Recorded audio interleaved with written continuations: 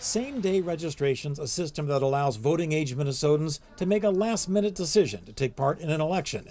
And hundreds of thousands do just that. Even in 2020's COVID election, 259,000 people signed up just before voting. First of all, an election is not a surprise event.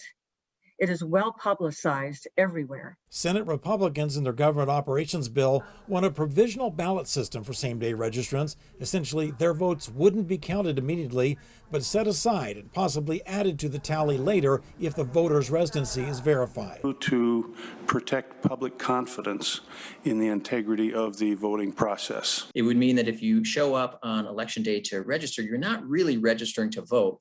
You're registering for the opportunity to put your ballot in a maybe pile. Secretary of State Steve Simon argues provisional ballots create unnecessary barriers for people trying to take part. It would really take us backwards. It would dismantle a system that's working really well and is very popular in Minnesota. Senate Republicans are also using this government operations bill to try to restore the Columbus statue and to go after the Minnesota Historical Society. The bill would require the state government staff to restore the Columbus statue and reinstall it.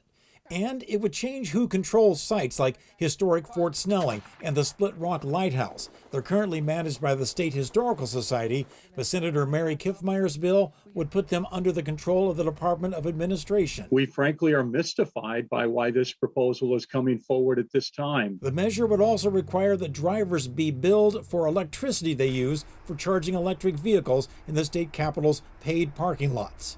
For KARE 11 News, I'm John Croman.